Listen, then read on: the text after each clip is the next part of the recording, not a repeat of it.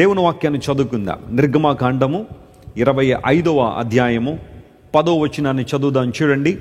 Exodus chapter 25 and verse 10. వారు తుమ్మకర్రతో ఒక మందసము చేయవలెను. వారు తుమ్మకర్రతో ఒక మందసము చేయవలెను. దాని పొడుగు 2 మూరలన్నర. దాని పొడుగు 2 మూరలన్నర. దాని వెడల్పు 3 మూరెడున్నర. దాని వెడల్పు 3 మూరెడున్నర. దాని ఎత్తు 3 మూరెడున్నర. దాని ఎత్తు కూడా అంతే. దాని మీద మేలిమి బంగారు రేకు పొదిగింపవలెను. 11వ వచనం చదువుతున్నాం. దాని మీద మేలిమి బంగారు రేకు పొదిగింపవలెను. లోపలను వెలుపలను. లోపలను వెలుపలను దానికి పొదిగింపవలెను. దానికి పొదిగించాలి. చాలండి, చాలు. అందరూ ఈ మాట చెప్పండి నాతో. మందసము. మరొకసారి మందసము. నేను ప్రస్తుతానికి ఇజ్రాయెల్ దేశానికి చాలాసార్లు వెళ్ళొచ్చిన ప్రతిసారి అక్కడ ఏవో దొరికే కొన్ని వస్తువులన్నీ కూడా తీసుకొస్తూ ఉంటాను, ఇంట్లో పెడదామనే ఆలోచనలో. సో ఒక సంవత్సరం నేను వెళ్ళినప్పుడు ఈ మందసపు నమూనా ఇజ్రాయెల్ దేశంలో దొరికితే, ఇది ఎంతో ఒక $50 ఎంతో ఖర్చు పెట్టినట్టున్నాను అప్పుడు. ఈ మందసపు నమూనా అక్కడ ఒక షాప్లో కనబడితే దాన్ని తీసుకుని వచ్చాను. ఇది మా ఇంట్లో ఒక షెల్ఫ్లో పెట్టేవాళ్ళం. ఈరోజు ఎందుకో దాన్ని చూడగానే ఒకసారి తీసుకెళ్తే బాగుంటుందని తీసుకొచ్చాను దీన్ని. సో ఎగ్జాక్ట్గా ఆనాడు దేవుడు ప్రత్యక్ష గుడారంలో మోషేకి ఆజ్ఞాపించి చేయమన్న మందసం ఇలా ఉంటుంది. ఇదంతా కూడా తుమ్మకర్రతో చేయబడిన ఒక వస్తువు. దాని మీద బంగారం పొదిగించబడింది లోపల వెలుపట. ఇంకంటే తుమ్మకర్ర ఎక్కడ కనబడదనమాట. మొత్తం అది బంగారంతో పొదిగించబడింది. దానిపైన ఉన్న ప్లేట్ లేదా లిడ్ అంటాం కదా, సో ఆ మూత, ఇది ఈ మందసంలో ఇలా చాలా చక్కగా అమర్చబడుతుంది. దీన్ని మర్సీ సీట్ అంటారు, కరుణాపీఠము అని పిలుస్తారు ఈ పైన ఉన్న భాగాన్ని. సో ఈ కరుణాపీఠం పైన 2 కెరూబులు ఉంటాయి, దేవదూతల యొక్క రూపం. ఈ 2 కెరూబులు కూడా ఇటు ప్రక్క నుండి ఒకటి, ఇటు ప్రక్క నుండి ఒకటి రెక్కలు చాపి ఉన్నట్టుగా దేవుడు చేయమన్నాడు. సో అంత మాత్రం కాకుండా దీనికి 2 కర్రలు కూడా తయారు చేయమన్నాడు. ఎందుకోసం అంటే ఎప్పుడైనా మందసాన్ని ఒక ప్రాంతం నుండి ఒక ప్రాంతానికి తీసుకెళ్లాలంటే దీన్ని ఖచ్చితంగా మనుషులు మాత్రమే మోయాలి. లేవీలు, అది కూడా లేవీలు మాత్రమే మోయాలి. ఎలా పడితే అలా దీన్ని తీసుకెళ్ళడానికి వీలు లేదు. సో అలా మోయడానికి వీలుగా ఈ 2 కర్రలను ఉంచడానికి, ఆ కర్రలు పెట్టడానికి కావలసిన అవకాశాలు కల్పించి ఆ మోత కర్రలను దీనికి అటాచ్ చేయమని చెప్పాడు. సో ఇది ఆర్క్ ఆఫ్ ది కవనెంట్, నిబంధన మందసము అని పిలువబడితే, దీన్ని తీసుకెళ్ళి ప్రత్యక్ష గుడారంలో అతి పరిశుద్ధమైన స్థలంలో దేవుడు ఉంచమని చెప్పాడు. So this is placed in the holy of holies. అతి పరిశుద్ధమైన స్థలంలో మందసాన్ని దేవుడు ఉంచమన్నాడు. సో ఈ రోజున ఈ మందసాన్ని గురించిన కొన్ని విషయాలు, ఈ ఒక్కరోజే కాదు, రానున్న కొన్ని రోజులు ఈ మందసం అంటే ఏంటి, అసలు దీన్ని ఎందుకు దేవుడు తయారు చేయమన్నాడు, దీని నుండి మనం నేర్చుకోవాల్సిన ఆధ్యాత్మిక పాఠాలు ఏంటి, దీని లోపల దేవుడు కొన్ని వస్తువులు ఉంచమన్నాడు, అవి కూడా ఏంటో మనం దేవుడు సమయాన్ని అనుకూలించే కొలది ధ్యానం కొనసాగిద్దాం. జాగ్రత్తగా వినండి. జాగ్రత్తగా మనం ఆలోచన చేస్తే ఒకసారి ఈ దృశ్యాన్ని మీరు చూడండి. మందసము, ఇప్పుడు నా చేతిలో ఏదైతే ఉందో ఆ చిన్న రెప్లికా మీరు చూస్తున్న ఆ picture, that is the ark of the covenant, నిబంధన మందసము. ఆర్క్ అనే మాట ఇంగ్లీష్లో వాడబడింది. వాస్తవానికి బైబిల్లో 2 చోట్ల ఈ పదాన్ని మనం చూస్తాం. ఒకటి, నోవహు ఓడను కట్టాడు, దేవుడే ఓడ నిర్మాణం చేయమన్నాడు. దాన్ని బోట్ అని కానీ లేకపోతే షిప్ అని కానీ ఆ పదాలు వాడలేదు. కానీ నోవహు కట్టిన ఓడను కూడా బైబిల్ గ్రంథంలో ఆర్క్ అనే పదాన్నే ఉపయోగించారు. అనగా ఒక కంటైనర్, కొన్ని వస్తువులు కానీ వ్యక్తులను కానీ కంటైన్ చేయగలిగే కంటైనర్. ఆర్క్ అనే ఆ మాట నోవహు కట్టిన ఓడకు కూడా ఉపయోగించబడింది. ఆ తర్వాత బైబిల్లో మనం చూస్తే ఇక్కడ మందసము అనబడే ఈరోజు మనం పిలుస్తున్న ఈ వస్తువు, లేకపోతే దేవుడు చేయమన్న ఈ వస్తువుకి ఆర్క్ ఆఫ్ ది కవనెంట్ అనే పేరు బైబిల్లో మనం చూస్తున్నాం. ప్రత్యక్ష గుడారంలో 3 ప్రాముఖ్యమైన స్థలాలు ఉన్నాయని గతించిన రోజు కూడా మనం విన్నాం. అందులో మొట్టమొదటి ప్రాంతము ఆవరణము, ఔటర్ కోర్ట్ అని పిలుస్తారు. ఆవరణం, అక్కడికి మనుషులందరూ కూడా రావచ్చు. ఆ తర్వాత ప్రత్యక్ష గుడారంలో చాలా ప్రాముఖ్యమైన విభాగాలు ఈ రెండు మీరు చూస్తున్నారు. అందులో ఒక ప్రక్కన అతి పరిశుద్ధ స్థలం, దాన్ని అటాచ్ చేసి ఉన్నది పరిశుద్ధ స్థలము అని పేర్లు పెట్టబడ్డాయి. సో ఈ అతి పరిశుద్ధ స్థలంలో ఈ ఒక్క వస్తువు మాత్రమే ఉండేది. ఆర్క్ ఆఫ్ ది కవెనెంట్ మాత్రమే అతి పరిశుద్ధ స్థలంలో ఉండాలి. ఇంకా మరే వస్తువులు కూడా అక్కడ మనకు కనబడవు. ఆ తర్వాత పరిశుద్ధ స్థలంలోకి వస్తే ఒక ప్రక్కన సముఖపు రొట్టెల బల్ల, మధ్యలో ధూపవేదిక, ఇటు ప్రక్కన దీపవృక్షము, ఆ మూడు కూడా అతి పరిశుద్ధ స్థలంలో ఉండేవి. ఆ తర్వాత బయటకు వచ్చేసిన తర్వాత ఇంకొక రెండు వస్తువులు, ఒకటి ఇత్తడి గంగాళం, ఆ తర్వాత బలిపీఠం. ఈ రెండు కూడా బయట ఉండేవి, ఆవరణంలో అందరికీ యాక్సెసిబుల్గా ఉండేవి. కానీ ఈ గుడారము, ఈ క్లోజ్డ్ రూమ్లో అతి పరిశుద్ధ స్థలంలో మందసాన్ని దేవుడు ఉంచమని చెప్పాడు. ఇక్కడే దేవుడు తన ప్రజలతో మాట్లాడుతుండేవాడు. తన సన్నిధి కాంతి, తన మహిమ. అంటే ఒక మాటలో చెప్పాలంటే ప్రత్యక్ష గుడారంలో God's throne is the ark of covenant. దేవుని సింహాసనం అని పిలవచ్చు. అక్కడే దేవుడు తన ప్రజలతో మాట్లాడుతున్న అనుభవాలు మనం చూస్తున్నాం. ప్రియులారా, ఈ రాత్రి ఈ ప్రత్యక్ష గుడారంలో మందసం గురించిన కొన్ని ప్రాముఖ్యమైన అవుట్లైన్స్ మీకు ఇచ్చి, రేపటి నుంచి ఇంకా ఈ మందసము మజిలీలు ఏంటి, మందసంలో ఏమేమి వస్తువులు ఉన్నాయి, ఇవన్నీ కూడా మనం ఆలోచించేద్దాం. అందరూ జాగ్రత్తగా ఉంటే చాలా విషయాలు ప్రభు మాట్లాడుతూ ఉంటాడు.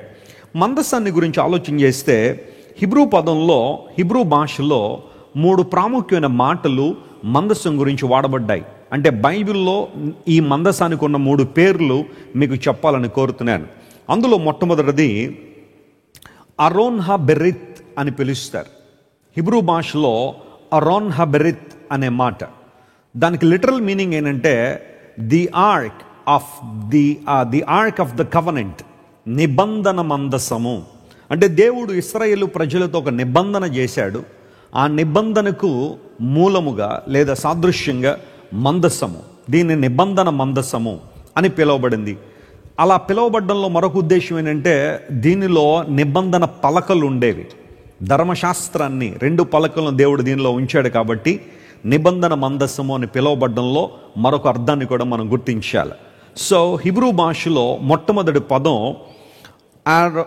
అరోన్ హబెరిత్ అనే పదం వాడబడింది. దాన్ని మనం ఎక్కడ చూస్తామంటే యెహోషువ గ్రంథం 3వ అధ్యాయం 6వ వచనంలో ఆ మాటను మనం చూస్తాం. నిబంధన మందసము అనే పేరు అక్కడ మనకు కనబడుతుంది. మీరు నిబంధన మందసమును ఎత్తుకొని ప్రజల ముందర నడువుడని యాజకులకు అతడు సెలవీయగా వారు నిబంధన మందసమును ఎత్తుకొని ప్రజల ముందర ఏం చేశారట? నడిచారు. అంటే ప్రజలకు ఎప్పుడు కూడా నిబంధన మందసం ముందు నడుస్తూ ఉండాలి, ఆ తర్వాత ప్రజలు నడుస్తూ ఉన్నారు. ఇక్కడ బైబిల్ గ్రంథంలో నిబంధన మందసము అనే మాటను మనం చూస్తాం. హిబ్రూ భాషలో అరోన్ హబెరిత్ అనే పదం అక్కడ వాడబడింది. రెండవ పదం ఏంటంటే ఇదే మందసానికి సెకండ్ నేమ్ అరోన్ హయెదుత్ అనే పదం కూడా వాడబడింది. అరోన్ హయెదుత్ అనే పదం, దానికి లిటరల్ మీనింగ్ ఏంటంటే ఆర్క్ ఆఫ్ ద టెస్టిమోనీ, సాక్ష్యపు మందసము అని పిలిచారు దీన్ని. సాక్ష్యపు మందసము, ఆర్క్ ఆఫ్ ద టెస్టిమనీ అని దానికి మనం పేరు పెట్టచ్చు. ఆ మాటలు ఎక్కడ మనం చూస్తామంటే నిర్గమాకాండం 25వ అధ్యాయంలో 22వ వచనంలో మనం చూస్తాం. చూడండి, అక్కడ కూడా ఒక మాట రాయబడింది. అక్కడ నేను నిన్ను కలుసుకొని కరుణాపీఠము మీద నుండి శాసనములు గల మందసము మీద నుండి 2 కెరూబుల మధ్య నుండి నేను ఇశ్రాయేలీయుల నిమిత్తం మీకు ఆజ్ఞాపించు సమస్తమును నేను తెలియచెప్పెదను అని దేవుడు అక్కడ శాసనములు గల మందసము అనే మాట, కరుణాపీఠము నుండి, శాసనము గల మందసము నుండి. సో బైబిల్ గ్రంథంలో మనం చూస్తే సెకండ్ వర్డ్ అరాన్ హయెదుత్ అనే మాట, ఆర్క్ ఆఫ్ ది టెస్టిమోనీ అనే పదాన్ని మనం చూస్తాం. 3వ మాట ఏమి రాయబడిందంటే అరాన్ హఎలోహిమ్ అనే పదం వాడబడింది. అనగా దేవుని మందసము అనే మాటను మనం చూస్తాం. గాడ్స్ ఆర్క్ అని కూడా మనం పిలవచ్చు, దేవుని మందసము. ఆ మాటను కూడా మనం 2 Samuel chapter 6 and verse 2లో మనం చూస్తాము. సమూయేలు 2వ గ్రంథం 6వ అధ్యాయము 2వ వచనంలో ఆ మాట మనకు కనబడద్ది. చదవండి. బయలుదేరి కెరూబుల మధ్య నివసించు సైన్యములకు అధిపత్యగు యెహోవా అను తన నామము పెట్టబడిన దేవుని మందసమును, తన నామము పెట్టబడిన దేవుని మందసము అచ్చట నుండి తీసుకుని వచ్చుటకై తన యొద్దనున్న వారందరితో కూడా. చూడండి, అక్కడ దేవుని మందసము, ఆర్క్ ఆఫ్ ఎలోహిమ్ అనే పదం అక్కడ వాడబడింది, అనగా దేవుని మందసం. ఈ 3 మాటలు, ఒకటి నిబంధన మందసము, రెండవది సాక్ష్యపు మందసం, మూడవది దేవుని మందసం అనే పేర్లు స్పష్టంగా మనం బైబిల్ గ్రంథంలో చూడగలుగుతున్నాం. సో ప్రత్యక్ష గుడారంలో ఈ మందసాన్ని దేవుడు ఉంచుమని చెప్పినప్పుడు ఈ మందసము నుండి మనం నేర్చుకోవాల్సిన పాఠాలు ఏంటి అని చేస్తే, పరిశుద్ధ లేఖనాల నుంచి ఈ రాత్రి కొన్ని ఇంపార్టెంట్ విషయాలు ఈ మందసం గురించి మనం నేర్చుకుందాం. అందులో మొట్టమొదటి point I would like to highlight with you, మీ అందరికీ నేను తెలియజేయాలనుకున్న మాట ఏంటంటే, ప్రత్యక్ష గుడారంలో అన్నింటికన్నా ముందు చేయమని చెప్పబడింది లేదా చేయబడింది మందసము. The first article that was made in tabernacle was the ark of the covenant of God. దేవుని యొక్క మందసము, నిబంధన మందసం, అక్కడ చేయబడిన అన్ని వస్తువుల కన్నా మొదటిగా చేయబడింది. So God has given a priority and prominence to Ark of the Covenant. గత రాత్రి మనం విన్నాం, ప్రత్యక్ష గుడారంలో 6 ప్రధానమైన వస్తువులు ఉండేవని. అందులో ఒకటి మందసము, ఆ తర్వాత దీపవృక్షము, సముఖపు రొట్టెల బల్ల, ఆ తర్వాత ధూపవేదిక, గంగాళము, బలిపీఠం. వీటన్నిటికన్నా, అంటే ఆ ప్రత్యక్ష గుడారంలో ఉంచబడిన అన్ని వస్తువుల కన్నా దేవుడు మొట్టమొదటిగా చేయమని చెప్పింది ఏంటో తెలుసా? ఈ నిబంధన మందసాన్ని దేవుడు చేయమన్నాడు. So we can't imagine a tabernacle without the Ark of the Covenant. దేవుని నిబంధన మందసం లేకుండా ప్రత్యక్ష గుడారాన్ని మనం ఊహించలేం. దేవుడు మొట్టమొదటిగా దీన్ని చేయమని దేవుడు చెప్పాడు.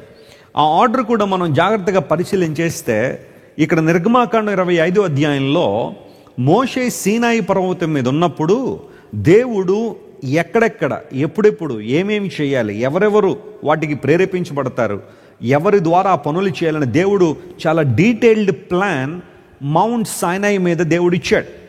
అక్కడ చెప్పబడిన ఆ మాటల్లో కూడా మనం చదువుకున్న ఆల్రెడీ నిర్గమాకాండం 25వ అధ్యాయం 10వ వచనం చదివితే, అక్కడ దేవుడు అన్ని వస్తువుల కన్నా మొదటిగా ఏం చేయమన్నాడు?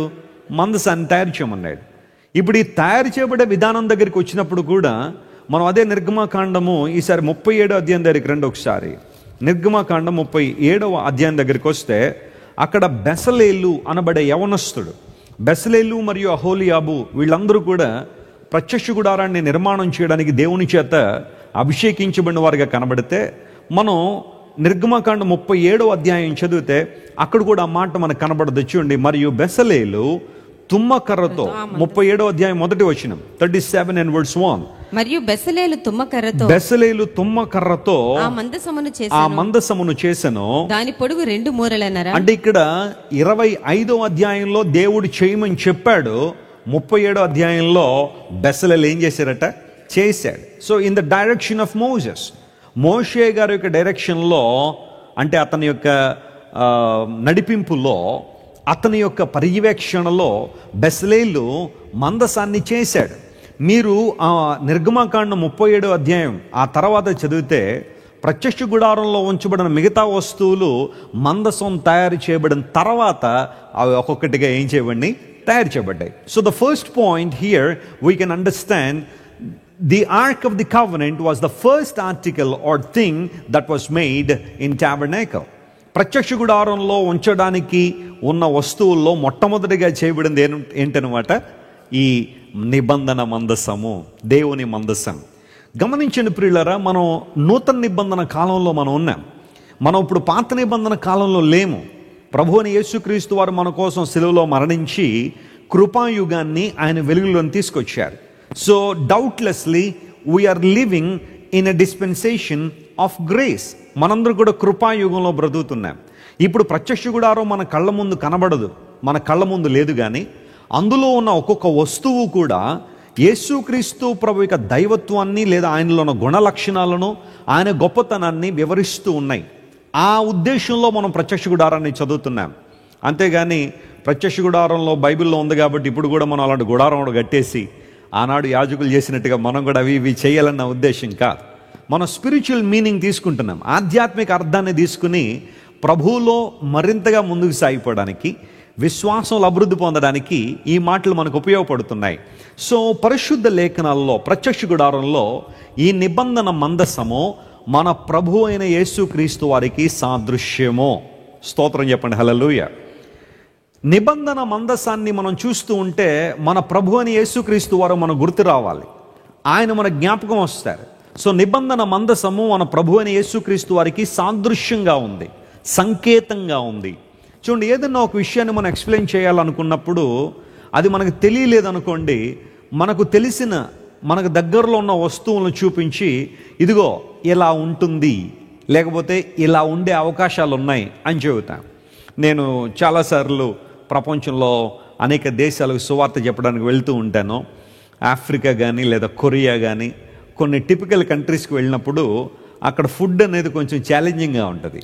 యూజువల్గా అమెరికాలో కానీ లేకపోతే ఇంగ్లాండ్లో కానీ ఆహారాలు మనకు దగ్గరలో ఏమైనా దొరికే ఛాన్సెస్ ఉంటాయి. కానీ కొన్ని టిపికల్ కంట్రీస్ మనం వెళ్ళనుకోండి, ఆఫ్రికా కానీ అలాంటివి, ఆ ట్రైబ్స్ లేకపోతే ఆఫ్రికాలో మనం వెళ్తున్న దేశాన్ని బట్టి అక్కడ ఆహారపు అలవాట్లు ఉంటాయి, రకరకాల వాటిని వారు తింటూ ఉంటారు.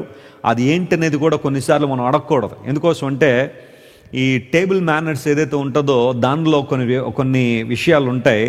కొన్ని సందర్భాల్లో అన్నట్టు కొన్ని దేశాల్లో కొన్ని తెగల వారు మనకు ఏదైతే పెడతారో అది తినేసేయాలట. ఇదేంటండి అని అడిగితే మొత్తం ఇంట్లో ఉన్న వాళ్ళందరూ కూడా ఫీల్ అయిపోతారట, వాళ్ళందరూ కూడా ఇబ్బంది పడిపోతారట.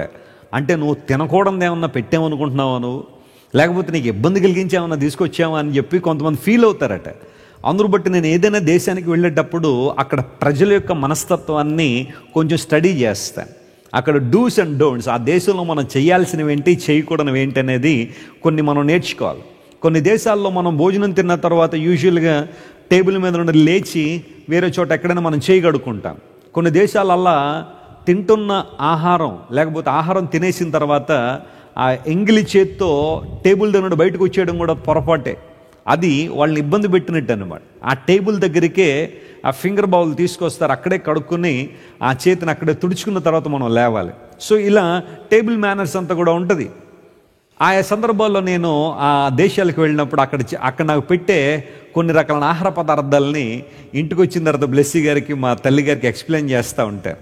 మమ్మీ, నేను మొన్న ఆఫ్రికాలో ఇలాంటి పదార్థం తిన్నాను, దాని పేరు ఇది అంటే, అది ఎలా ఉంటుంది నాయన, ఏ టేస్ట్ ఉంటుందంటే, మరి వాళ్ళకి తెలియదు కాబట్టి నేను వాళ్ళకి తెలిసిన టేస్ట్ ఏదైనా దగ్గరలో ఉన్నది పట్టుకొచ్చి, ఇదిగో అప్పుడప్పుడు మనం ఇలాంటి కూర చేసుకుంటాం కదా, అలా ఉంటుంది, లేదా ఈ స్వీట్ ఎలా అయితే ఉంటుందో అది కూడా అలా ఉంటుంది అని ఎక్స్ప్లెయిన్ చేయడానికి నేను ఏదో ఒక తెలిసిన విధానాన్ని, తెలిసిన పద్ధతిని ఎన్నుకుంటాను. జాగ్రత్తగా గమనించండి, నిబంధన మందసము మన ప్రభువుని యేసుక్రీస్తు వారిని సూచిస్తుంది, అంతే, సాదృశ్యంగా ఉంది. ఈ మందసమే యేసు ప్రభువు నేను చెప్పట్లేదు, that's not the literal meaning. ఈ మందసం ప్రభువుని యేసుక్రీస్తు వారికి ఎలా ఉంది, సాదృశ్యంగా ఉంది. అలాంటి అనుభవంలోనికి మనం వచ్చినప్పుడు మనం నేర్చుకునే మొదటి పాఠం ఏంటంటే, ప్రత్యక్ష గుడారంలో అన్ని వస్తువుల కన్నా ప్రతి వస్తువు ప్రాధాన్యమైందే, ప్రతి వస్తువు ప్రాముఖ్యమైందే. కానీ అన్నిటికన్నా ప్రాముఖ్యత దేనికి ఇవ్వబడింది, నిబంధన మందసమునికి ఇవ్వబడింది. అందరూ బట్టే దేవుడు మోషేకి ప్రత్యక్ష గుడారము ఫర్నిష్ చేయబడ్డానికి ఇచ్చిన ఆ ప్లాన్లో మొట్టమొదటిగా దేవుడు దీని గురించి మాట్లాడాడు. ఆ తర్వాత మిగతా వస్తువుల గురించి దేవుడు మాట్లాడుకుంటూ వచ్చాడు. అంటే టాబర్నికల్ డిజైన్ అనేది దేవుడు ఇస్తున్నప్పుడు God mentioned about arc of the covenant in a first place. అన్నిటికన్నా ప్రాముఖ్యంగా దేవుడు మొట్టమొదటిగా మందస్సాన్ని గురించి మాట్లాడారు. బెసలేలు మందస్సాన్ని తయారు చేస్తున్నప్పుడు కూడా మొట్టమొదటిగానే దీనికి ప్రాధాన్యత ఇచ్చినట్టుగా మనం చూస్తున్నాం. జాగ్రత్త వినండి ప్రియులారా, మందసము అన్ని వస్తువుల కన్నా మొదటి చేయబడినట్టుగానే, అక్కడున్న అన్ని వస్తువుల కన్నా ప్రాధాన్యత ఇవ్వబడినట్టుగానే మన జీవితాల్లో అందరికన్నా అన్నింటికన్నా మొట్టమొదటి ప్రాధాన్యత ఎవరికి ఇవ్వాలి, అందరూ చెప్పాలి, ఎవరికి ఇవ్వాలి, మన ప్రభు అయిన యేసుక్రీస్తు వారికి ఇవ్వాలి. మందసం నేర్పించే మొదటి పాఠం అదే. Jesus is demanding a prime position or place in our lives or priority in our lives. మన జీవితాల్లో ప్రభువు అన్నింటికన్నా మొదటి స్థానాన్ని, ప్రథమ స్థానాన్ని ఆయన కోరుతున్నాడు. ఇప్పుడు ప్రశ్న అడుగుతాను, ఆయనకి మొదటి స్థానం ఇవ్వడం అనేది సబబైన విషయమైనా సబబు కాదా?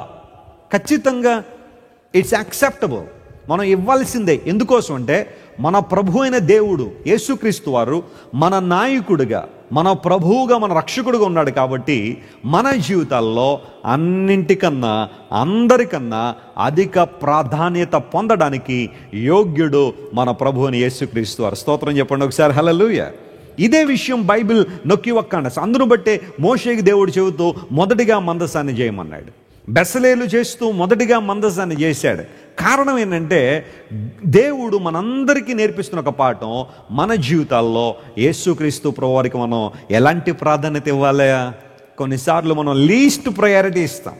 అన్నీ అయిపోయిన తర్వాత, అందరూ అయిపోయిన తర్వాత, అన్ని ప్రాధాన్యతలు అయిపోయిన తర్వాత లీస్ట్ ప్రయారిటీ ప్రభువుకి ఇస్తాం. కానీ బైబిల్ అలా చెప్పట్లేదు. దేవుని బిడ్డలంగా మనం ఒక ఆధ్యాత్మికమైన స్థాయికి రావాలి అంటే, దేవుని మహింపరిచే బిడ్డలుగా ఉండాలంటే, మన జీవిత ప్రయాణంలో అందరికన్నా ముఖ్యమైన వాడిగా మన ప్రభువు మన జీవితంలో ఉంటే ఆ జీవితం ఆనందమయ జీవితం. హల్లెలూయా. ఆ జీవితం ఆశీర్వాదకర జీవితం. ఇప్పుడు దేవుడు మాట్లాడుతున్నాడు, నీ జీవితంలో నీవిస్తున్న ప్రాధాన్యత ఎవరికి, ప్రామినెన్స్ ఎవరికి ఇస్తున్నావు? ప్రామినెంట్ ప్లేస్లో నీ జీవితంలో ఎవరున్నారు? డబ్బుందా? పోనీ నీ ఉద్యోగమా? పిల్లల, భార్య, భర్త, బంధువుల, స్నేహితుల, ఆచారాల, వ్యవహారాల, సంప్రదాయాల, లోక సంబంధ విషయాల? దేనికి ప్రాధాన్యత నువ్వు ఇస్తున్నావు? ప్రయారిటీ అనే ఒక లిస్ట్ తీస్తే ఆ లిస్టులో నంబర్ 1 పొజిషన్లో ఉండాల్సింది మన ప్రభు అయితే, నీ జీవితంలో ఎవరున్నారు ఒకసారి పరిశీలించాయి. ఎవరి కొరకు నువ్వు తహతలాడిపోతున్నావు రోజు? ఎవరితో మాట్లాడాలని, లేదా ఎవరిని కలవాలని, ఎవరిని చూడాలని, ఎవరి మాట వినాలని ఎక్కువగా ఆశిస్తున్నావు? ఖచ్చితంగా వాళ్ళు నీ జీవితంలో మొదటి స్థానంలో ఉన్నట్టే. నీ జీవితంలో ప్రభువు మాట వినాలని నువ్వు ఆశిస్తూ ఉంటే, ఆయన్ను చూడాలనే తపన నీలో ఉంటే, ఉదయాన్నే లేవగానే దేవునికి నీవిచ్చే ప్రాధాన్యత ఆయన సన్నిధిలో నువ్వు చేసే ప్రార్థన మీద రుజువు చేయబడుతుంది. కాబట్టి నీ జీవితంలో అధిక ప్రాధాన్యత ఎవరికి ఇస్తున్నావు? మన రక్షకుడైన యేసు ప్రభువు వారు ఈ లోకంలో ఉన్నప్పుడు పర్వత శిఖర ప్రసంగాన్ని చేశారు. దాన్ని కొండ మీద ప్రసంగం అంటారు. చెప్పండి, ఏ ప్రసంగం అది? కొండ మీద ప్రసంగం. సెర్మన్ ఆన్ ది మౌంట్ అని పిలుస్తారు. ఎందుకు కొండ మీద ప్రసంగం అంటే, యేసు ప్రభువు కొండ మీద కూర్చుని చెప్పారు కాబట్టి కొండ మీద ప్రసంగం. అది అన్నిటికన్నా ప్రాముఖ్యమైన ఒక మీనింగ్. నాకు ఎలా అర్థం అవుద్దంటే, యేసు ప్రభువు కొండ మీద కూర్చుని ప్రసంగం చేసిన ఆ ప్రసంగం మనందరినీ కూడా నిజంగా ఉన్నతమైన స్థితిలో నిలబెడుతుంది. కాబట్టి అది ఖచ్చితంగా పర్వత శిఖర ప్రసంగమే, కొండ మీద ప్రసంగమే, మనల్ని ఖచ్చితంగా ఉన్నతమైన స్థితిలో నిలబెట్టే ప్రసంగం. యేసు ప్రభు వారు చేసిన ఆ ప్రసంగాన్ని బైబిల్లో మనం మత్తయి సువార్త 5, 6, 7 అధ్యాయాల్లో మనం చూస్తాం. 3 చాప్టర్స్ మాథ్యూలో కవర్ చేయబడ్డాయి. అందులో మత్తయి సువార్త 6వ అధ్యాయం 33వ వచనంలో యేసు ప్రభు ఒక గోల్డెన్ ప్రిన్సిపల్ ఆయన మాట్లాడారు. ఒక అద్భుతమైన విషయాన్ని ప్రభువు మాట్లాడుతూ, ఈ లోకంలో మనం కొదువలేని వారంగా ఉండాలంటే, అన్ని విషయాల్లో ఆశీర్వాదాన్ని అనుభవించాలంటే, దేవుని మహిమను మనం పొందుకోవాలంటే ఏం చేయాలని యేసు ప్రభు మాట్లాడుతూ చెప్పారు. చూడండి, మాథ్యూ చాప్టర్ 6 and verse 33. కాబట్టి మీరు ఆయన రాజ్యమును నీతిని మొదట వెతుకుడి, అప్పుడు అవన్నీ మీకు అప్పుడు అవన్నీ మీకు ఏం చేయబడతాయి? అనుగ్రహం. ఏవన్నీ? ఆ పై వచనాలు చదివితే ఉంటాయి అవన్నీ కూడా. లోక సంబంధన వ్యక్తులట ఈ రోజున కొన్ని విషయాల కోసం ఆరాటపడుతున్నారు, కొన్ని విషయాల కోసం పోరాటాలు చేస్తూ ఉన్నారు. అది కావాలి, ఇది కావాలని చెప్పి చాలామంది రకరకాల కోరికలను వెలుబుచ్చుతూ ఉన్నారు. బైబిల్ సెలవిస్తూ ఉంది, అవన్నీ మీకు అనుగ్రహించబడాలి అంటే ఒక సీక్రెట్ ఏంటంటే, seek ye the kingdom of God and his righteousness first, then all things shall be added unto you. అన్ని విషయాల్లో నీవు సమృద్ధిని అనుభవించాలంటే, అన్నీ నీకు అనుగ్రహించబడాలంటే మొదట వెతకమన్నాడా, చివర వెతకమన్నాడా? మొదట వెతకమన్నాడు. Seek the kingdom of God and his righteousness first అనే మాట యేసయ్య వాడారు. మొదట ఆయన రాజ్యమును, ఆయన నీతిని వెతకండి, అప్పుడు అవన్నీ మీకు అనుగ్రహించబడతాయి. చాలాసార్లు మన జీవితంలో వాటన్నిటి వెనకాల పరిగెత్తి ఆ తర్వాత చివరి ప్రయారిటీ ఎవరికి ఇస్తామన్నమాట? దేవునికి ఇస్తాం. ఆయన్ని చివరిలో పెట్టేస్తూ ఉంటాం, ఒక మూల గంటేస్తూ ఉంటాం. పదే దేవుడు మాట్లాడుతున్నాడు. ప్రత్యక్ష గుడారం ప్లేస్మెంట్, ఆ క్యాంపింగ్ జరిగే విధానంలో ప్రైమ్ పొజిషన్ ఎవరికి ఇవ్వాలి? దేవునికి ఇవ్వాలి. ఆ ప్రజలందరి మధ్య ఈ ప్రత్యక్ష గుడారం ఉంచబడడం ద్వారా దేవుడు మన జీవితాల్లో కేంద్ర బిందువుగా ఉండాలని ఆయన ఆశిస్తున్నాడు. ఆయన ప్రైమ్ పాయింట్లో ఉండాలని దేవుడు కోరుతున్నాడు. నీవు ఇచ్చే లీస్ట్ ప్రయారిటీ కాదు దేవునికి కావలసింది. లీస్ట్ ప్రయారిటీ కాదు దేవుడు కోరుకుంటుంది. దేవుడు నీ నుండి నా నుండి ఆశిస్తోంది the prime position, prime priority దేవుడు మన నుండి ఆశిస్తున్నాడు. అందరూ బట్టే ఆయన రాజ్యమును నీతిని మొదట వెతకండి, అప్పుడు అవన్నీ మీకు అనుగ్రహించబడతాయి. ప్రభువుకు మనం ఇచ్చే ప్రాధాన్యత ఎంత గొప్పది. మా నాయనమ్మ గారు ప్రభువుని తెలుసుకున్న తర్వాత, మా నాయనమ్మ గారికి 6 పిల్లలు. 6 సరిపోక మరొకరిని పెంచుకుంది. దూర బంధువుల అబ్బాయిని, వాళ్ళు చాలా కష్టాల్లో ఉన్నారు, ఇబ్బందుల్లో ఉన్నారని తెలుసుకుని ఆ కుమారుని కూడా పెంచుకుంది మా నాయనమ్మ. మొత్తం 7 పిల్లలు. రక్షణ పొందిన తర్వాత మా తాతయ్య మా నాయనమ్మని చాలా ఇబ్బంది పెట్టేసేవాడు. దేవుని దగ్గరికి వెళ్ళనిచ్చేవాడు కాదు, బైబిల్ చదవనిచ్చేవాడు కాదు, డబ్బులు ఉన్నిచ్చేవాడు కాదు, ఇంట్లో మొత్తం అన్ని పట్టుకెళ్ళి విపరీతంగా త్రాగేసేవాడు. అలాంటి స్థితిలో మా నాయనమ్మ గారు భక్తి మార్గాన్ని వదిలిపెట్టకుండా ప్రభువుని గట్టిగా పట్టుకుని తన జీవితంలో ముందు కొనసాగింది. పిల్లలందరినీ కూడా దేవుని కొరకు సిద్ధపరచగలిగింది. ఆ సందర్భంలో ప్రియులరా, ఒక ఆదివారం మా నాయనమ్మ దగ్గరలోనే, వారి ఇంటి దగ్గరలోనే మందిరం ఉండేది. పంతులమ్మ గారు అని ఒక ఆమె అక్కడ ఆరాధన జరిగిస్తుండేవారు. ఆమె భర్త ఇద్దరు కూడా ఆరాధన జరిగిస్తుండేవారు. సో అక్కడికి ఆరాధనా స్థలానికి వెళుతున్న ఆ ప్రక్రియలో ఒక ఆదివారం మా నాయనమ్మ తలుపుకి తాళం వేసి అలా బయటకు వచ్చిందో లేదో రోడ్డు మీదకి ఒక 12 మంది బంధువులు ఆదివారం ఒక దండయాత్ర చేసినట్టుగా ఇంటికి వచ్చేసారు. ఇప్పుడు ఆదివారం దేవుని మందిరానికి వెళ్ళాలి, ఆరాధన ఆల్రెడీ స్టార్ట్ అయిపోతుంది. మా నాయనమ్మ అందరికన్నా ముందెళ్ళి కూర్చునేది ఆ ఆరాధనలో. సో దేవుని మందిరానికి వెళ్ళాలనే ఆలోచనలో పిల్లల్ని తీసుకుని బయలుదేరుతున్న సందర్భంలో బంధువులు వచ్చారు. ఇప్పుడు ఏం చేయాలి? బంధువుల్ని ప్రేమించొద్దని బైబిల్ చెప్పట్లేదు, వారికి కావలసిన మర్యాదలు చేయొద్దని బైబిల్ చెప్పట్లేదు. కానీ మా నాయనమ్మ ఆలోచన చేసింది, ఇప్పుడు ఎవరికి ప్రాధాన్యత ఇవ్వాలి? బంధువులకు ప్రాధాన్యత ఇవ్వాలా, లేదా దేవునికి ప్రాధాన్యత ఇవ్వాలి? Sunday is the day of the lord. This is the day that the lord has made అని బైబిల్లో ఉంది. దేవునికి ఇవ్వాల్సిన ప్రాధాన్యత. ఒక 2 గంటల ఆరాధనలో నేను పాల్గొనకుండా ఇప్పుడు వీళ్ళందరూ వచ్చారు, ఏం చేయాలి అన్న ఆలోచనలో మా నాయనమ్మ తీసుకున్న నిర్ణయం ఏంటో తెలుసా? బంధువులందరితో చెప్పింది, అయ్యా నేను దేవుని మందిరానికి వెళ్తున్నాను, ప్రతి ఆదివారం ఈ సమయానికి మేము దేవుని మందిరంలో ఉండి తీరతాం. అందును బట్టి ఇప్పుడు మీరు వచ్చారు కాబట్టి నన్నేమనుకోకండి, నేను నా పిల్లలు దేవుని మందిరానికి వెళ్ళొస్తాం, అంతవరకు ఇదిగో తాళాలు మీకు ఇస్తున్నాను, ఇంట్లో కూర్చోండి, నేను వచ్చిన తర్వాత మీకు చక్కని భోజనాన్ని సిద్ధం చేసి మీకు ఆతిథ్యం ఇస్తాను, అప్పటిదాకా మీరు ఇంట్లో ఉండలేను అంటే మీరు కూడా మాతో పాటు దేవుని మందిరానికి వచ్చేయచ్చు. You are also welcome to the church of God. దేవుని మాటలు అక్కడ ఉంటాయి, జీవం గల దేవుడు అక్కడ ఉంటాడు అని చెప్పగానే బంధువులందరికీ చాలా కోపం వచ్చేసారు. కృష్ణయమ్మ, బంధువులు ప్రేమించే విధానం ఇదేనా? బంధువులు ప్రేమించే విధానం నాకు తెలుసు, అయితే అంతకన్నా ప్రాముఖ్యంగా నేను నా దేవుణ్ణి ప్రేమించాలని నిర్ణయించుకున్నా. దేవుని స్తోత్రం చెప్పండి, హల్లెలూయా. నా దేవుడే నాకు ప్రాధాన్యత, ఆయన వాక్యమే, దేవుని మందిరమే నాకు ప్రాధాన్యత. కనుక ఐఎమ్ సో సారీ, నేను మిమ్మల్ని హ్యూమిలియేట్ చేయాలనో లేకపోతే మరొక విధానంలో కాదు, నేను వచ్చేదాకా ఇంట్లో కూర్చోండి, నేను నా పిల్లలు దేవుని ఆరాధించుకుని వస్తామని చెప్పినప్పుడు ఆ రోజు నుండి మళ్ళీ ఇంకెప్పుడో వాళ్ళు ఆదివారం రాలా. ఎందుకోసం తెలుసా? ఆదివారం వాళ్ళ ఇంటికి వెళ్తే వారి ఇంట్లో ఉండరు, కృష్ణయమ్మ పిల్లలందరూ కలిసి దేవుని మందిరానికి వెళ్తారు కాబట్టి ఆదివారం వద్దులేరా, వెళ్తే మధ్యాహ్నం నుంచి వెళ్ళాలి కానీ ఆరాధనా సమయంలో వెళ్ళకూడదు, ఒకళ్ళు వెళ్తే మనల్ని కూడా వచ్చేయమంటుందని చెప్పి అప్పటి నుండి ఆదివారం రావడం మానేశారు.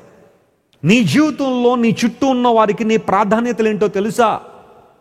నా భర్త ఆదివారం దేవుని మందిరాన్ని ప్రేమిస్తాడని, దేవుని సన్నిధిలో కనబడతాడని నీ భార్య సాక్ష్యం ఇవ్వగలదా? ఈ రోజుల్లో చాలాసార్లు 5 రూపాయలు కలిసి వస్తాయి, లేదా ఒక 50 రూపాయలు లాభం ఏదైనా జరిగితే ఒక 5 ఆదివారాలు మానేయడానికైనా సిద్ధపడుతున్నారు చాలామంది. ఎందుకంటే ఏముందలండి, డబ్బులు సంపాదించుకుంటా తర్వాత ఎప్పుడు కావాలంటే అప్పుడు మందిరానికి వెళ్ళొచ్చు అన్న ఆలోచనలో చాలామంది దేవుని నెగ్లెక్ట్ చేసేవారు, ప్రార్థన నెగ్లెక్ట్ చేసేవారు చాలామంది కనబడుతున్నారు. The Bible says arc of the covenant, నిబంధన మందసాన్ని మొదటి చెయ్యి అంటే అర్థం ఏంటంటే మన జీవితాల్లో తొలి ప్రాధాన్యత, మొదటి ప్రాధాన్యత మన ప్రభువుని యేసుక్రీస్తు వారికి మాత్రమే ఇవ్వాలి. ఈరోజు నీ జీవితంలో నువ్వు విజయాన్ని సాధించాలనుకుంటే, నువ్వు ఒక సక్సెస్ఫుల్ పర్సన్గా ప్రపంచంలో ఉండాలి అంటే, అన్ని విషయాల్లో, కుటుంబ విషయంలో కానీ, ఆర్థిక సంబంధమైన విషయాల్లో కానీ, సామాజికంగా కానీ, ఆరోగ్యపరంగా కానీ, అన్ని విషయాల్లో నువ్వు ఆశీర్వాదం పొందాలి అంటే బైబిల్ చెబుతున్న సీక్రెట్ ఏంటో తెలుసా? Put Jesus first in your life. యేసు క్రీస్తు ప్రభు నీ జీవితంలో ప్రథమమైన స్థానములో, కేంద్ర బిందువుగా ఆయన నుంచు. ఖచ్చితంగా నీ జీవితంలో ప్రాధాన్యతలు, ఆశీర్వాదాలు చూస్తావు, మహిమతో నువ్వు నింపబడతావు. నాన్నగారు చెప్తా ఉంటారు, నాన్నగారు ఒకసారి 1990లో సింగపూర్ వెళ్ళినప్పుడు రిటర్న్ జర్నీ ఆయనకు మలేషియన్ ఎయిర్లైన్స్లో వెళ్ళారు. మలేషియా మీదుగా రిటర్న్ జర్నీ సండే వచ్చింది. ఆ ఆదివారం వాళ్ళు టికెట్ బుక్ చేశారు. అప్పుడు అంత యాక్యురేట్గా టికెట్ బుక్ అయ్యేది కాదు. +2 days ఇచ్చేవారు, టైం ఇచ్చేవారు. ఈ టైంలో ఎప్పుడైనా మీకు టికెట్ బుక్ అవ్వచ్చు, మీకు తెలియజేస్తామన్న ఆలోచనలో చెబుతూ ఉండేవారు. అందును బట్టి మా తండ్రి గారికి రిటర్న్ జర్నీ సండే పడింది. సరే వెళ్ళారు. ఆదివారం నేను దేవుని మందిరంలో ఉండకుండా నేను ప్రయాణం చేయనండి. ఒకవేళ ప్రయాణం చేయాల్సి వస్తే నేను మొదటిగా దేవుని మందిరానికి వెళ్ళి దేవుని ఆరాధించిన తర్వాత అప్పుడు ఏమన్నా ప్రయాణాలు చేస్తాను, కానీ దేవుని మందిరం మానేసి ప్రయాణాలు నేను పెట్టుకోనండి అంటే వాళ్ళు ఆ క్యాన్సిలేషన్ ఫీ లేకపోతే ఆ డేట్ చేంజ్ చేయడానికి ఎక్స్ట్రా మనీ కట్టాల్సి వస్తుంది కొన్ని సందర్భాల్లో ఎయిర్లైన్స్కి. మా తండ్రి గారు దాన్ని కట్టడానికైనా సిద్ధపడ్డారు, కానీ ఆదివారం దేవుని మందిరం మానేసి మాత్రం ప్రయాణాన్ని పెట్టుకోలేదు. ఇలాంటి చిన్న చిన్న విషయాల్లోనే నువ్వు దేవుణ్ణి ఎంత ప్రేమిస్తావో నీకు అర్థమవుతుంది. కొంతమంది లేనిపోయిన పనులన్నీ ఎప్పుడు పెట్టుకుంటారు? ఆదివారమే. కొంతమంది స్త్రీలు ఉంటారు, వారం బట్టలన్నీ ఆదివారం ఉతికేద్దామని ప్లానింగ్ వేసుకుని దేవుని మందిరం మానేసి దబా బాధేస్తుంటారు. భర్త అద్దె వచ్చినా కూడా ఏం చేస్తూ ఉంటారు, ఆయన కూడా 4 బాధలు బాధేసి పక్కన నిలబెడతారు. ఎన్ని పనులన్నీ ఆదివారం పెట్టుకుంటే చాలామంది. చేయొద్దని అంటలేదు, కానీ ప్రథమ ప్రాధాన్యతను ఎవరికి ఇస్తున్నావు? Sunday you must be present in the house of God no matter what happens. Corona వచ్చిన తర్వాత అందరూ ఒక చోట ఉండడం కుదరట్లేదు కనుక సోషల్ డిస్టెన్స్ పాటించాలని ప్రభుత్వాలు చెప్తున్నారు. కాబట్టి మనం కొన్ని నెలల పాటు దేవుని మందిరాన్ని తెరవలేకపోయాం, కానీ పరిస్థితులన్నీ అనుకూలించినప్పుడు ఖచ్చితంగా మనం దేవుని మందిరంలో కనబడాలి. దేవునికి ప్రాధాన్యత మనం ఇవ్వాలి. ఉదయాన్నే లేచిన తర్వాత నీకెన్ని పనులున్నా మంచం మీద ఉన్న దిగగానే నువ్వు దేవుని ఏం చేయాలా? స్తుతించాలా. అది ఎంత సమయం అనేది నీకు నీ దేవునికి మధ్య ఉన్న నిబంధన. దేవుని సన్నిధిలో మంచం దిగ్గానే వెంటనే నువ్వు దేవునికి ఇచ్చే ప్రాధాన్యత దేవుడు చూస్తా ఉన్నాడు. రాత్రంతా దేవుడిని కాపాడినందుకు, భద్రపరిచినందుకు ఉదయాన్నే లేచిన తర్వాత దేవునికి కొంత స్తుతులను చెల్లించగలుగుతున్నావా? కొంతమంది ఉదయాన్నే లేవగానే ఎక్కడ పేపర్ ఎక్కడ అంటారు. చాలామంది న్యూస్ పేపర్ కావాలి వాళ్ళకి అర్జెంటుగా.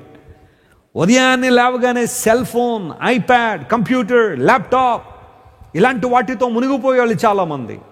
పని చేసుకోవద్దని నేను అంటలేదు, వాటిని కలిగి ఉండడం తప్పు నేను అంటలేదు, కానీ నీ ప్రయారిటీ ఎవరికి ఇస్తున్నావు? ఉదయం లేచిన తర్వాత వేసాయి మోకాళ్ళు వేసే దేవుని అసలు మోకరించి ప్రార్థన చేయి, దేవుని స్తుతులు చెల్లించు. ప్రభువా ఈ రోజు అంతట్లో నువ్వు నన్ను కాపాడయ్యా. కొంతమంది అనుకుంటారు ఉదయాన్నే చాలా పనులు ఉంటాయి కదండి, అప్పుడు ప్రార్థన పెట్టుకుంటే కష్టం అండి. రాత్రి పడుకునే ముందు ఏం చేస్తారండి? ప్రార్థన. అప్పుడు ఇంకేం ప్రార్థన చేస్తాను? నిద్రపోవడం తప్ప. రాత్రి పడుకున్నాడు ప్రార్థన చేస్తానని అందరూ కూడా మంచాల మీద పడిపోయి సగం నిద్రపోతారు ప్రార్థనలోనే. ఉదయాన్నే లేవగానే fresh mind, a new beginning ఇచ్చేసే దేవునికి ఇచ్చే ఆ సమయాన్ని. అది ఎంతసేపు అనేది నీకు నీ దేవునికి మధ్య ఉన్న నిబంధన.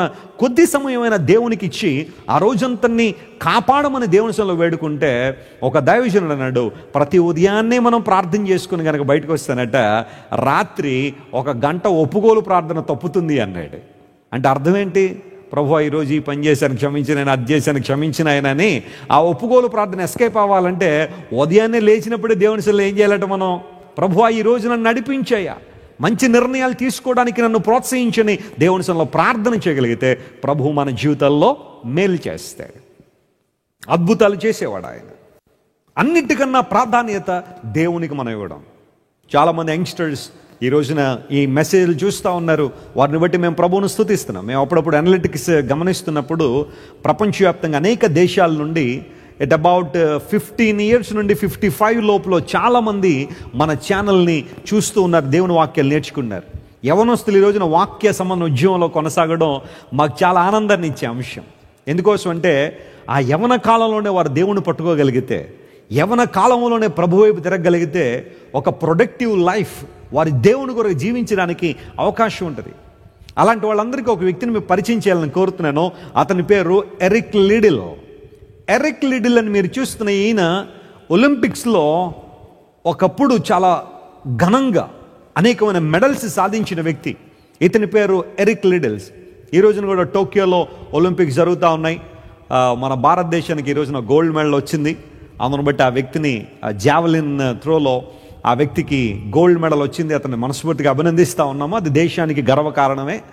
అయితే 1924లో ప్యారిస్లో ఒలింపిక్స్ జరిగాయి. ప్యారిస్ అనగా ఫ్రాన్స్ దేశం క్యాపిటల్ సిటీలో. సో దానిలో పాల్గొనడానికి ఎరిక్ లిడిల్ అనబడే ఈయన వెళ్ళాడు. పరుగు పందాల్లో స్ప్రింటర్. ఈయన పరుగు పందాల్లో చాలా చక్కగా పరిగెత్తేవాడు. అలాంటి సందర్భంలో అందరికీ ఎక్స్పెక్టేషన్స్ ఏంటంటే ఎరిక్ లిడిల్లే ఖచ్చితంగా గోల్డ్ మెడల్ సాధిస్తాడని. అయితే ఆ జరుగుతున్న ఫైనల్ రన్ సండే పడిందట, ఆదివారం పడిందట. వెంటనే కోచ్కి చెప్పాడు, ఐఎమ్ సారీ, నేను ఈ 100 మీటర్స్లో ఆదివారం పరిగెత్తలేనన్నాడు. కాళ్ళు బాలేదా, పరిగెత్తలేకపోతున్నాడు? కారణం ఏంటంటే ఆదివారం నేను దేవుని మందిరానికి వెళ్ళాలి. I must go to the house of God to praise him and to exalt God. అందును బట్టి ఇది ఇంకెప్పుడైనా పెడతారేమో అడగండి అంటే, మరి నీ ఒక్కడి కోసం మళ్ళీ మారుస్తారు ఆ స్కెడ్యూల్ అంతా. కుదరదు, నువ్వు పరిగెడితే పరిగెత్తు, లేకపోతే లేదు. ఎరిక్ లిడిల్ అన్నాడు, ఐఎమ్ సారీ, నేను పరిగెత్తలేనన్నాడు. దేవునికే నేను ప్రాధాన్యత ఇవ్వాలని ఆశిస్తున్నాను అని చెప్పినప్పుడు ఆ రోజు 100 మీటర్స్లో గోల్డ్ మెడల్ సాధించలేకపోయాడు. అతనికి బదులుగా మరొక వ్యక్తి గోల్డ్ మెడల్ వచ్చింది. అందరూ ఇతను బాగా శోధించారు, ఇబ్బంది పెట్టారు. ఈ ఒక్కరోజు నువ్వు పరిగెత్తుంటే నువ్వు చాలా చక్కగా గోల్డ్ మెడల్ సాధించేవాడు. గోల్డ్ మెడల్ అంటే అది అమ్మేసుకుంటే డబ్బులు వస్తాయి అనుకుంటారు కొంతమంది. గోల్డ్ మెడల్ అమ్మేసుకోరు ఎవరు కూడా. అదొక రికగ్నిషన్, ప్రపంచంలో గొప్ప పేరు. ఆ తర్వాత వాళ్ళ జీవిత విధానాలే వేరుగా ఉంటాయి. బ్యాడ్మింటన్లో పివి సింధు గారు, ఒక అమ్మాయి కాంస్య పథకం సాధిస్తే ఆమె దశ ఎలా ఉందో తెలుసా? ఈ రోజున మన భారతదేశంలో మోడీ గారు వెంటనే అపాయింట్మెంట్ ఇచ్చాడు ఆమెకి. చీఫ్ మినిస్టర్లు అందరూ అపాయింట్మెంట్లు ఇచ్చేస్తూ ఉన్నారు. అందరూ కూడా అవార్డులు ప్రకటించేస్తారు, రివార్డులు వచ్చేస్తూ ఉన్నాయి, కోట్లు కోట్లు డబ్బులు, అబ్బా స్థలాలు, ఇవన్నీ కూడా చాలా వచ్చేస్తున్నాయి. ఒక్క కాంస్య పథకం, ఒక బ్రాంజ్ మెడల్ సాధించినందుకు ఆమెకు వచ్చిన ఘనత అది. ఈరోజు నీరజ్ గారు, మరి ఆయన గోల్డ్ మెడల్ సాధించాడు జావలిన్లో. మరి ఆయన దశ ఎలా ఉంటుందో రేపటి నుండి చూడాలి. మనం దేశానికి గర్వ కారణమే. చాలామంది అనుకోండి మెడల్లో వస్తే అమ్మేసుకుందాం, అది కాదు, అమ్ముకోరు. అవి ఒక రికగ్నిషన్ అనమాట. ఎరిక్ లిడిల్ 100 మీటర్స్లో కోల్పోయాడు గోల్డ్ మెడల్. కానీ ఆ తర్వాత రోజు మరలా అడిగాడు, 200 మీటర్స్ 400 మీటర్స్లో ఏమైనా పరిగెత్తడానికి అవకాశం ఉంటుందా అని. కోచ్ అన్నాడు, అందులో నీకు అంత ప్రావీణ్యత లేదు కదా, 100 మీటర్స్ బాగా ప్రాక్టీస్ చేసావు, 400లో బహుశా నువ్వు పరిగెత్తలేకపోవచ్చు అంటే, లేదు నువ్వు ఛాన్స్ ఇవ్వండి అన్నాడు. వెంటనే అతన్ని అందులో పరిగెత్తించారు. అందరు అంచనాలకు మించి 200-400 మీటర్స్లో ఎరిక్ లిడిల్ గోల్డ్ మెడల్ సాధిస్తాడు. హల్లెలూయా. దేవుని కొరకు తాను చేసిన త్యాగం వృధా కాలేదు. అతడు వాస్తవానికి 100 మీటర్స్లో విజయం సాధించే దానికన్నా ఆ తర్వాత రోజుల్లో అతను పొందిన విజయాలు అతనికి ఇంకా ఎక్కువ పేరును తీసుకొచ్చాయి. అంత మాత్రం కాకుండా ఈ రోజున 1924లో జరిగిన ఆ సంఘటనని 2021లో జాన్ వెస్లీ అనబడిన నేను మాట్లాడుతున్నాను అంటే ఖచ్చితంగా ఎరిక్ లిడిల్ అనేక మందికి ఒక మార్గదర్శకంగా ఉన్నాడు. దేవునికి ఇవ్వాల్సిన ప్రయారిటీ, ఆయనకి ఇవ్వాల్సిన ప్రాధాన్యత దేవునికి ఇవ్వడం. మన జీవితాల్లో మొదటి స్థానంలో ఎవరు ఉండాలా? దేవుడు ఉండాలి. సో మందసము అన్ని వస్తువుల కన్నా మొదట చేయమన్నాడు, ఫస్ట్ ప్రయారిటీ ఇమ్మన్నాడు మందసానికి. యేసుక్రీస్తు ప్రభువారికి మన జీవితంలో మొదటి స్థానం ఇవ్వాలి. రెండో విషయం దగ్గరికి వద్దాం. చూడండి, I would like to talk to you about this second thing. మందసం తయారు చేయబడిన తర్వాత ఇది ఎక్కడ పెట్టాలి, ఇది ఎక్కడ ఉంచాలి అన్న ప్రశ్నకు దేవుడిచ్చిన ఆన్సర్ ఏంటో తెలుసా? దీన్ని తీసుకెళ్ళి అతి పరిశుద్ధమైన స్థలంలో ఉంచాలి. నువ్వు ఎక్కడ పడితే అక్కడ పెట్టడానికి వీల్లేదు. మందసాన్ని బట్టికెళ్ళి అతి పరిశుద్ధ స్థలములో ఉంచండి. Place it in the holy of holies. ఎందుకోసం అంటే ఈ మందసం అక్కడే ఉండాలి. స్తోత్రం చెప్పండి, hallelujah. The second point that we can understand tonight, ark of the covenant యేసు ప్రభువుని రిప్రజెంట్ చేస్తూ ఉంటే, నా ప్రభు ఎప్పుడూ కూడా అతి పరిశుద్ధమైన స్థలంలో నివసించేవాడు. Hallelujah. He is holy God. ఆయన పరిశుద్ధుడు మాత్రమే కాదు, ఆయన అతి పరిశుద్ధుడు. కాబట్టే ఈ మందసాన్ని బట్టికలు ఎక్కడ పెట్టమన్నారు? అతి పరిశుద్ధ స్థలంలో. నీకు విషయం తెలుసా? నువ్వు ఆరాధించే దేవుడు పరిశుద్ధమైన వాడు. ఆయన అపవిత్రుడు కాదు, అపరిశుద్ధత ఆయనలో లేదు. ఈ రోజుల్లో చాలామంది యేసు ప్రభుకి అపవిత్రత అంటించాలని ప్రయత్నం చేస్తున్నారు. కానీ ఒక గ్లాస్ మీద బురద వేసినంత మాత్రం అది ఉంటుందా? ఉండదు, కింద పడిపోద్ది. యేసు ప్రభు మీద కూడా చాలామంది ఈ రోజున అపరిశుద్ధత అంటించాలని ప్రయత్నం చేస్తారు. ఎందుకోసం ఏమో, బహుశా వారు దేవుళ్ళు అనబడుకుంటున్న వారిలో ఎక్కడా కూడా పరిశుద్ధత కనబట్టం లేదు. అందును బట్టి యేసు ప్రభు మీద కూడా ఏవో నిందలేసేసి ఈయన కూడా అపరిశుద్ధుడు అని గనక చెప్పేస్తే అందరినీ కలిపేయచ్చు అనుకుంటారు చాలామంది. ఒక విషయం చెప్తాను, నా దేవుడు, నేను ఆరాధించే నా ప్రభువు, ఆయన ఎప్పుడూ పరిశుద్ధమైన వాడే. హల్లెలూయా.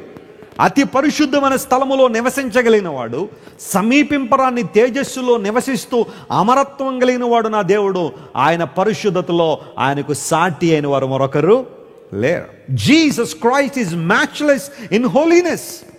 ఈ మందసాన్ని బట్టికెళ్ళి అతి పరిశుద్ధ స్థలంలో ఉంచండి. ఎక్కడ పడితే అక్కడ పెట్టడానికి అవకాశం లేదు. ఎందుకోసం అంటే ఇది ఖచ్చితంగా పరిశుద్ధమైన అతి పరిశుద్ధమైన స్థలంలో ఉంచబడాలి. అది యేసు ప్రభువులో ఉన్న ఒక స్వభావాన్ని, ఆయనకున్న లక్షణాన్ని ప్రతిబింబిస్తూ ఉంది. My God is holy God. నా దేవుడు ఎలాంటి వాడు? ఆయన పరిశుద్ధుడు. దూత ద్వారా యేసు ప్రభువును గురించిన మాటలు ప్రకటించబడుతున్నప్పుడు చెప్పబడిన మాటను ఒకసారి గమనిద్దాం. చూడండి, లూకా సువార్త 1వ అధ్యాయం 35వ వచనం చదవండి ఒకసారి. Luke chapter 1 and verse 35. సర్వోన్నతుని శక్తి నిన్ను కమ్ముకొనును. సర్వోన్నతుని శక్తి నిన్ను కమ్ముకొనును. దూత పరిశుద్ధాత్మ నీ మీదికి వచ్చును. పరిశుద్ధాత్మ నీ మీదికి వచ్చును. సర్వోన్నతుని శక్తి నిన్ను కమ్ముకొనును గనుక పుట్టబోవు శిశువు పరిశుద్ధుడై. చూడండి, ఆ మాట అండర్లైన్ చేసుకోండి. పుట్టబోవు శిశువు ఎలాంటి వాడుగా ఉంటాడు? ఆయన పరిశుద్ధుడై దేవుని కుమారుడు అనబడును. స్తోత్రం చెప్పండి. హల్లెలూయా. యేసు ప్రభు ఎలా ఉండబోతున్నాడు, ఆయన జీవితం ఎలా ఉండబోతుంది అనేది అక్కడ ప్రకటించబడిన మాట. పుట్టబోవు శిశువు ఎలా ఉంటాడు? ఆయన పరిశుద్ధుడిగా ఉంటాడు. సో యేసు ప్రభు పుట్టారు. 33.5 సంవత్సరాలు ఈ భూమి మీద జీవించిన తర్వాత ఆయన శిలువ మరణానికి వెళ్ళక మునుపు ప్రపంచానికి ఒక సవాళ్ళు ఆయన ఇచ్చారు. ఒక ఛాలెంజ్ ప్రజల ముందు ఉంచారు. అదేంటో తెలుసా? నాలో పాపం ఉన్నదని మీలో ఎవరైనా స్థాపించగలరా? చూడండి, యోహాను సువార్త 8వ అధ్యాయంలో ఆ మాట మనం చూస్తాం. 46వ వచనం మనం చదువుతున్నాం. John the gospel chapter 8 and verse 46. నా యందు పాపం ఉన్నదని మీలో ఎవడు స్థాపించును? నేను సత్యము చెప్పుచున్న ఎడల మీరు ఎందుకు నన్ను నమ్మలేకపోతున్నారు? దేవుడు మాట్లాడుతున్న మాట, నా యందు పాపం ఉన్నదని మీలో ఎవడు స్థాపించును. అంటే ఆయన పుట్టక మునిపే దూత ద్వారా ప్రకటించబడింది ఆయన పరిశుద్ధుడై ఉంటాడని. ఆయన శిలువ మరణం పొందబోయే ఆ ముందు రోజుల్లో ఆయన ఒక సవాల్ ఏంటో తెలుసా? నాలో పాపం ఉన్నదని మీలో ఎవరైనా స్థాపించగలరా? యేసు ప్రభు మంచి యవ్వనంలో ఉన్న కాలం అది.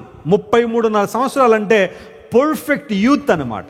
యవ్వన కాలంలో ఉన్న దేవుడు ఆయన అన్నాడు, మాట ద్వారా కానీ, చూపు ద్వారా కానీ, క్రియ ద్వారా కానీ నాలో పాపం, ఈ పాపం ఉందని మీలో ఎవరైనా స్థాపించగలరని అడిగితే ఆ క్రింద ఆన్సర్లు మనం చూడలేం. Nobody gave answer to the question of Jesus. మీలో ఎవరు స్థాపిస్తారు? హూ విల్ ఎస్టాబ్లిష్ అనే మాట అక్కడ వాడబడింది. ఎస్టాబ్లిష్ అంటే ప్రూవ్ చేయడం. ఎవడో కూడా వచ్చి చెప్పచ్చు, యేసుప్రభు అలా మాట్లాడారండి, ఇలా మాట్లాడారండి, అలా చూశారండి, ఇలా చూశారండి. కానీ దానికి రుజువేంటి? డాన్ బ్రౌన్ అన్నవాడు పుస్తకం రాశాడు, డావించి కోడ్ అని. దానిలో యేసుప్రభు వారికి పెళ్ళయిందని మీరు అందరూ అనుకున్నట్టుగా యేసుప్రభు పవిత్రుడు కాదు. ఆయన మేరీ మ్యాగ్డలిన్ పెళ్లి చేసుకున్నారు, వాళ్ళిద్దరికీ పిల్లలు పుట్టారు, ఆ సంతానం ఇప్పుడు ఫ్రాన్స్లో కూడా ఉందని చెప్పి కొన్ని అసత్య ప్రచారాలు చేయడం మొదలుపెట్టాడు డాన్ బ్రౌన్ అన్నవాడు. అంతకుముందు చాలా పుస్తకాలు రాశాడు, కానీ బహుశా ప్రపంచానికి పెద్ద తెలియలేదు. కానీ ఆ ఒక్క పుస్తకంతో ప్రపంచాన్ని అంతా పరిచయం అయిపోయాడు డాన్ బ్రౌన్ అనేవాడు. కొంతమంది యొక్క టెక్నిక్ అదే. ఎప్పుడు ఎవరికి తెలియకపోతే ఎవరైనా పెద్ద వ్యక్తిని కనుక టార్గెట్ చేశారంటే మొత్తం అందరికీ తెలిసిపోవచ్చు అనే ఆలోచనలు కొంతమంది ఉంటారు. దుష్ట సంబంధమైన ఆలోచనలు అవి. యేసు ప్రభువుని టార్గెట్ చేసి డావించి కోడ్ అనే పుస్తకం రాసి ఏవేవో రాసుకుంటూ వచ్చి, కానీ అవన్నీ కూడా ప్రూవ్ చేయబడలేరు, ఎస్టాబ్లిష్ చేయబడినవి కాదు. యేసు ప్రభు పవిత్రుడు, ఆయన పరిశుద్ధుడనే దేవుడు. అందును బట్టి యెషయా పరలోకాన్ని చూస్తూ ఉంటే దేవదూతలందరూ కూడా దేవుని ఏమని ఆరాధన చేస్తున్నారు? పరిశుద్ధుడు, పరిశుద్ధుడు, పరిశుద్ధుడు, హోలీ, హోలీ అండ్ హోలీ. ఆయనలో ఏ అపవిత్రత లేదు. ఆయన మాటల్లో కానీ, క్రియల్లో కానీ, ఆయన నిర్ణయాల్లో కానీ అపవిత్రత లేనే లేదు. స్తోత్రం చెప్పండి, hallelujah. So ark of the covenant నువ్వు తీసుకెళ్ళి దీన్ని అతి పరిశుద్ధమైన స్థలంలో ఉంచు. The talks about Jesus Christ is the holy one. ఆయన పరిశుద్ధుడైన దేవుడు. అందును బట్టే బైబిల్ గ్రంథంలో దేవుడు పరిశుద్ధుడు కాబట్టే ఆయన దగ్గరకు వస్తున్న మనందరికీ దేవుడు చెప్పే మాట ఏంటో తెలుసా? నేను పరిశుద్ధుడు కాబట్టి మీరు కూడా ఎలా ఉండండి. పరిశుద్ధతలో మనకి స్టాండర్డ్ ఎవరన్నమాట? చెప్పండి, ఎవరు? ప్రభువే. పరిశుద్ధంగా బ్రతకడానికి మనకు మాదిరి, ఎగ్జాంపుల్ ఎవరు? దేవుడే. ఈ రోజుల్లో కొంతమంది ప్రక్కింటోళ్ళని స్టాండర్డ్గా పెట్టుకుంటారు. మా ఇంటి పక్క వాళ్ళండి 10 సంవత్సరాల నుండి విశ్వాసులండి. నేను మొన్న ఈ మధ్యనే ప్రభువుని తెలుసుకున్నానండి. వాళ్ళు రోజుకి 2 సీరియల్ చూస్తారండి, నేను ఒకటే చూస్తానండి అని చెప్పి వాళ్ళని వెళ్ళి కంపేర్ చేసుకుంటారు చాలామంది. వాళ్ళ పరిశుద్ధతో కొంతమంది కంపేర్ చేసుకుంటూ ఉంటారు. పరిశుద్ధతలో నువ్వు నేను ఎవరిని మాదిరిగా పెట్టుకోవాలి?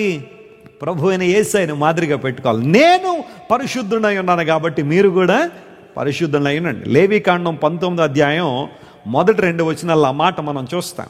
ఇప్పుడు అందరూ అడుగుతారు ప్రశ్న ఏంటంటే, ప్రభువా పరలోకంలో కూర్చుని పరిశుద్ధంగా ఉన్నానంటే అక్కడ ఎవరైనా ఉండగలరు కదా?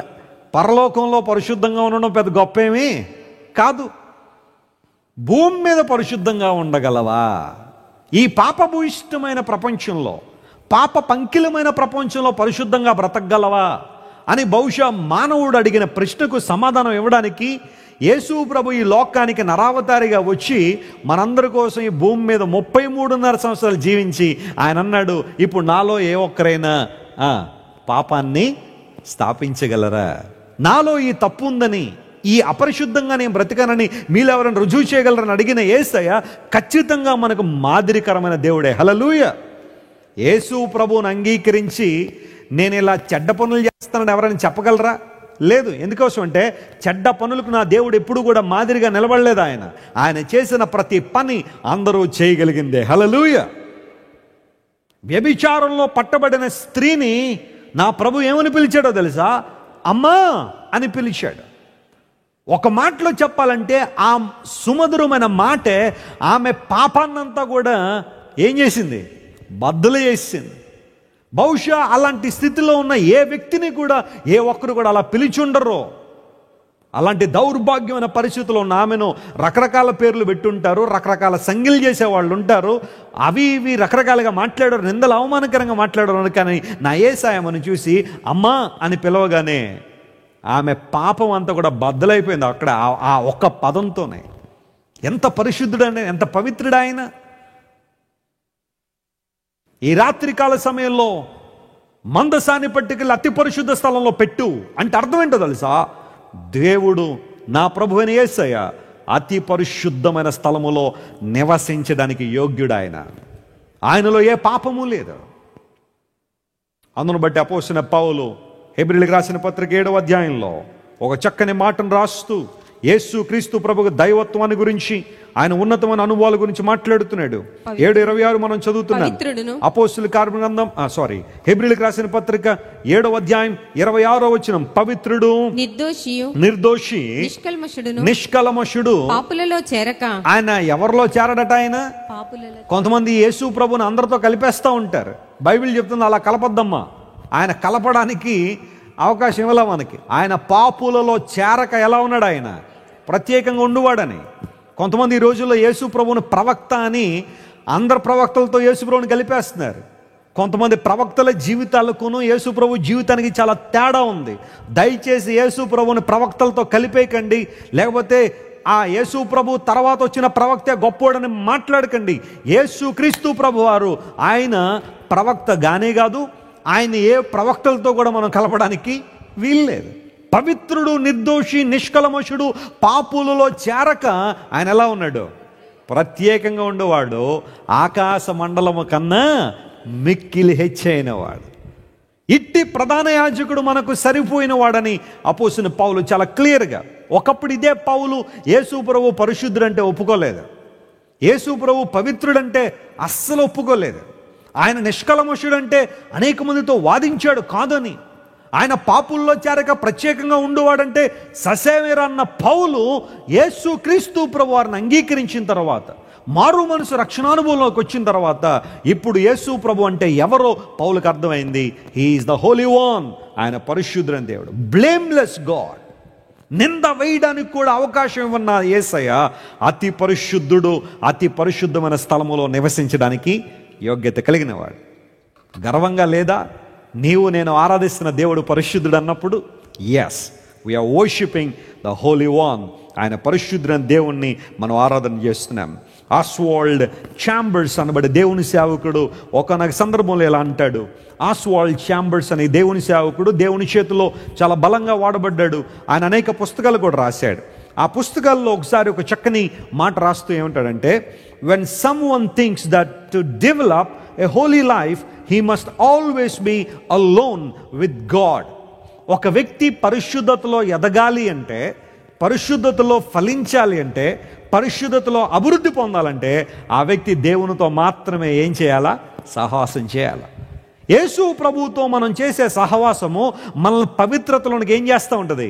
నడిపిస్తూ ఉంటుంది. ఎందుకోసం? ఇనుము చేత ఇనుము ఏమవుద్దట? పొదనోగుద్ది అన్నాడు. నువ్వు ఎవరితో అయితే సహవాసం చేస్తున్నావో ఆ సహవాసపు లక్షణాలు, ఇన్ఫ్లుయెన్స్ నీ మీద ఉంటుంది. కాబట్టి ఈ రాత్రి దేవుడు మాట్లాడుతున్నాడు, నీవు నేను ప్రభువుతో సహవాసం చేస్తే మనం కూడా పరిశుద్ధతలో ఏం చేస్తాం? అభివృద్ధి పొందుతాం, పరిశుద్ధులంగా బ్రతకగలుగుతాం. బ్లెస్సీ గారు కూడా మాట్లాడుతూ ఈ రోజున షార్ట్ మెసేజ్లో ఇదే టాపిక్ గురించి, పరిశుద్ధత గురించి మాట్లాడుతున్నారు. దేవుని కృపలో మనం వర్ధిల్లాలంటే, ఆయన ఆశీర్వాదాలు మన జీవితంలో చూడాలంటే, ఆయన మహిమను మన జీవితంలో చూడాలంటే మనందరం కూడా ప్రభు ఎలా పరిశుద్ధుడిగా ఉన్నాడో ఆయన మార్గంలో నడుస్తున్న మనం కూడా పరిశుద్ధత కలిగి జీవించడానికి మనం ఎన్ని రకాలుగా ప్రయత్నం చేయగలమో అన్ని ప్రయత్నాలు మనం చేయాలి. కొంతమంది ఏమంటారు, దేవుడు నన్ను పరిశుద్ధంగా ఉంచాలనుకుంటే ఉంచుతాడు లేండి అనుకుంటా. మరి నువ్వేం చేస్తావు? చూడకుండా దృశ్యాలని చూస్తూ ఉంటావా? దేవుడేమో నేను పరిశుద్ధంగా ఉంచాలా? నువ్వు కూడా ప్రయత్నం చేయాలిగా పరిశుద్ధంగా ఉండడానికి. చూడకుండా దృశ్యాలని చూసేసి ప్రభువా నన్ను పరిశుద్ధతలో అభివృద్ధి పొందించినంటే ఏం చేస్తాడు ఆయన? నీ ప్రయత్నం ఏది? పరిశుద్ధత కలిగి ఉండడానికి ప్రయత్నం చేయండి అంటే నీ ఎఫర్ట్ ఏది దేవుని కొరకు జీవించడానికి? ప్రతిసారి పాపంలో పడిపోవడం, ప్రతిసారి చూడకూడడం, వాటిని చూడడం, మాట్లాడకుండా మాట్లాడేయడం, మరలా ఏదో దేవుని దగ్గరికి వచ్చి క్షమాపణ కోరుకున్నట్టుగా కొంతమంది నటిస్తూ ఉంటారు. నువ్వు నిజంగా క్షమాపణ అడిగిన వ్యక్తివైతే మరలా చేసిన పాపాన్ని చేయడానికి నువ్వు ఇష్టపడవు.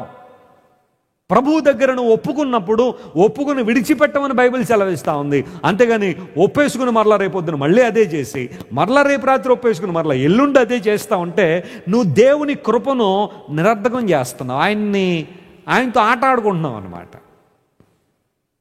ఎదుగు, ఫలించు పరిశుద్ధతలో. నీ దేవుడు అతి పరిశుద్ధమైన స్థలంలో నివసించగలిగిన వాడు. So ark of the covenant should be placed in the holy of holies. ఈ రాత్రికాల సమయంలో నిబంధన మందసము అన్నిటికన్నా ముందు చేయాలి, అనగా ప్రభువుకి అన్నిటికన్నా మొదటి ప్రాధాన్యత ఇవ్వాలి.